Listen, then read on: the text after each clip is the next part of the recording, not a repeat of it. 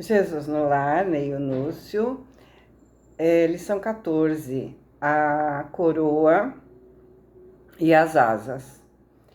Contava-se na reunião as glórias do saber, quando o Cristo, para ilustrar a palestra, contou despretensioso. Ou seja, o tema de hoje é a importância do saber, a importância de se instruir. Então, para ilustrar, Jesus conta a seguinte história.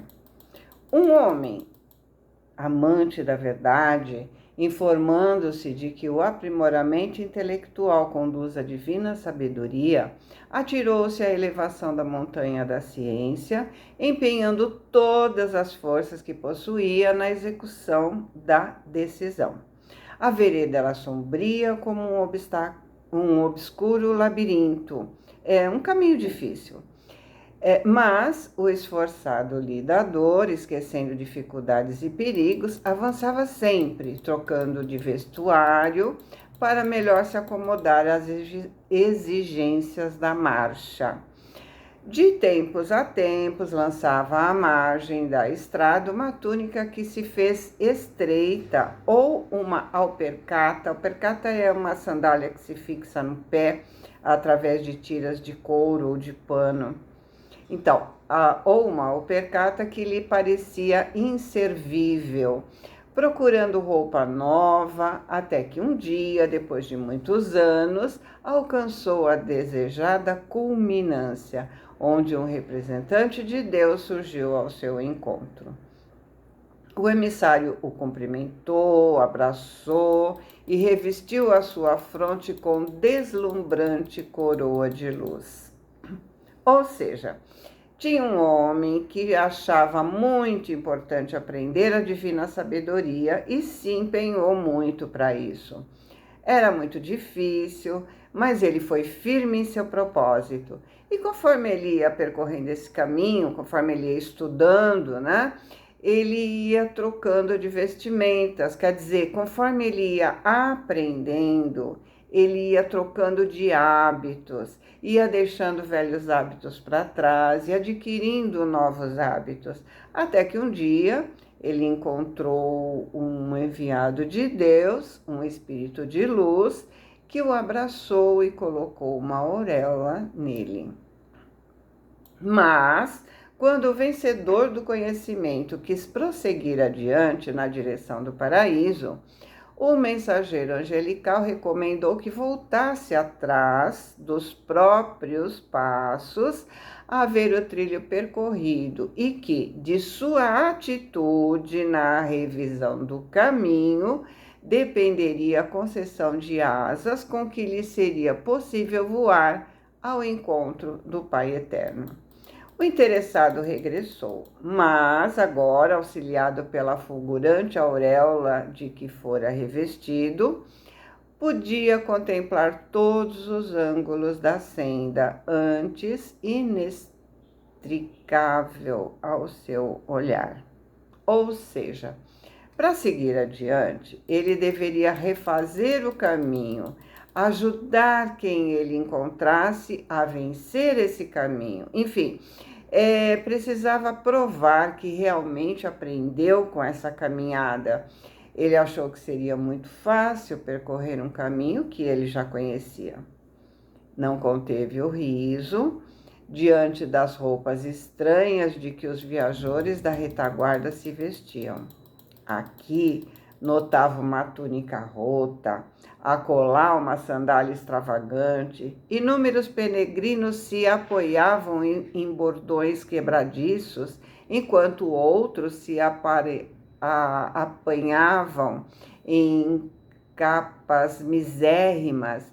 Entretanto, cada um, com impertinência infantil, marchava senhor de si, como se envergasse a roupa mais valiosa do mundo.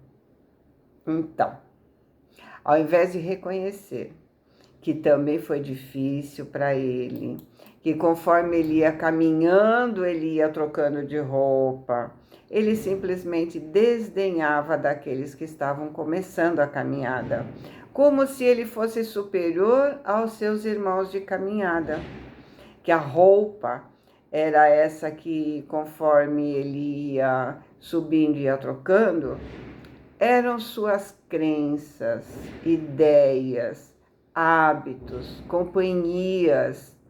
No processo do crescimento, a gente vai mudando nossas ideias. A gente não se sente bem com as mesmas companhias. Cada túnica que fica para trás é uma etapa superada. Quais túnicas nós já deixamos para trás? Quais lugares deixamos de frequentar porque já não eram mais compatíveis com o nosso modo de ser? Não que seja correto abandonar aquelas pessoas, mas se eu ainda não tenho domínio completo de mim, se eu ainda posso fazer o que não devo, porque ainda sou influenciável, melhor se afastar e voltar quando eu puder ajudar aquelas pessoas a saírem de lá também.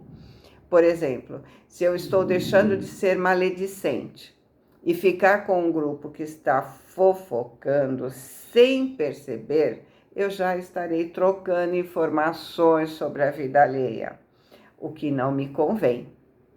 A gente só vai deixar de jogar roupa pelo caminho quando a gente aprender a amar verdadeiramente. O vencedor da ciência não suportou as impressões que o quadro lhe causava e usava frases de zombaria, reprovando acremente, azedo, né? A ignorância de quantos seguiam em vestes ridículas ou inadequadas. Gritou, condenou e fez apodos contundentes, fez bullying. Dirigiu-se à comunidade dos viajantes com tamanha ironia que muitos renunciaram à subida, retornando à inércia da vasta planície. Então, ele se tornou extremamente arrogante. Esqueceu de tudo o que fez para seguir o seu objetivo. Esqueceu das suas mudanças, ou seja, de que um dia ele também passou por isso. E foi tão cruel com aquelas pessoas que alguns acabaram desistindo dos seus objetivos. Fomos criados debaixo de comparações. Olha que bonitinho, ele comeu tudo e você não. Olha como ele é inteligente, entrou na faculdade melhor que você, né? Melhor que a sua. Olha como ele se deu bem na vida. Olha que emprego que ele conseguiu, né? Que carro que ela tem, enquanto você. Só que não estamos aqui para competir. Estamos aqui para crescermos juntos. A verdadeira sabedoria acolhe o outro. O verdadeiro sábio auxilia o outro a crescer. Ele sabe que também já passou por isso. Após amaldiçoar a todos indistintamente, o herói coroado voltou ao cume do monte, na expectativa de partir sem demora ao encontro do Pai. Mas o anjo, muito triste, explicou-lhe que a roupa dos outros, que lhe provocou tanto sarcasmo inútil, era aquela mesma que ele se serviu para se elevar, quando era frágil e semicego, e que as asas de luz com que deveria erguer-se ao trono divino somente lhe seriam dadas quando edificasse o amor no fundo do coração. Faltava-lhe piedade e entendimento, que ele voltasse demoradamente ao caminho e auxiliasse os semelhantes sem que jamais conseguiria equilibrar-se no céu. Então, ele voltou ao encontro do anjo, né? E disse que eles não tinham condições de alcançar o que ele havia alcançado e que ele queria suas asas e continuar sua subida. Mas o anjo explicou que ele tinha passado por tudo aquilo que eles estavam passando e que ele só mereceria se elevar quando conseguisse amar o próximo, que ele voltasse e auxiliasse aquele que precisasse. Seguiram-se alguns minutos de silêncio profundo, mas o mestre, imprimindo significativa ênfase às palavras, terminou. Há muitas almas na Terra ostentando a luminosa coroa da ciência, mas de coração adormecido na impiedade, salientando-se no sarcasmo pueril da censura indébita.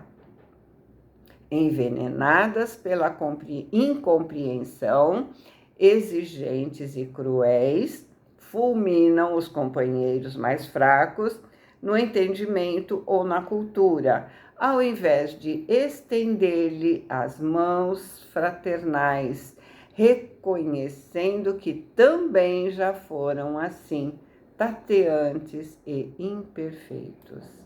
Porém, enquanto não se decidirem ajudar o irmão menos esclarecido e menos afortunado, acolhendo-o no próprio espírito com sinceridade e devotamento, não receberão as asas com que lhes será lícito partir na direção do céu.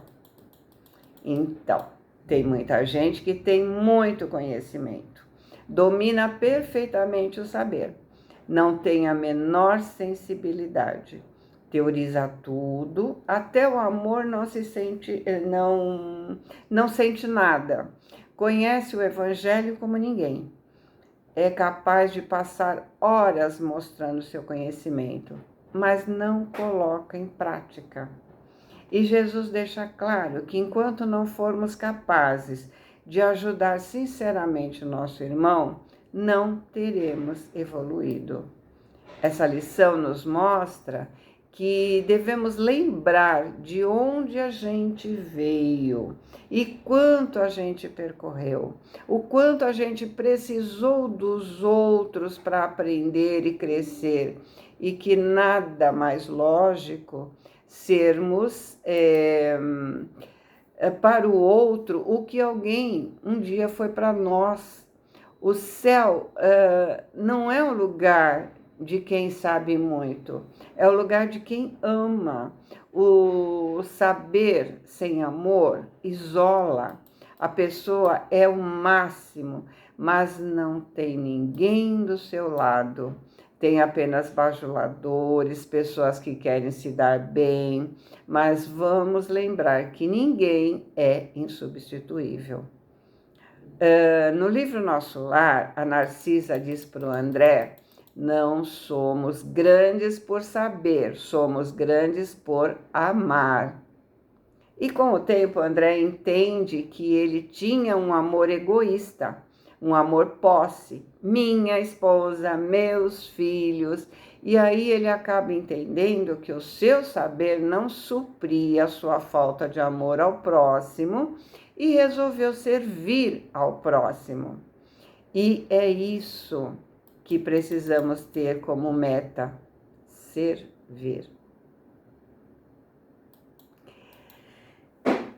Boa semana, fiquem com Deus, amo vocês.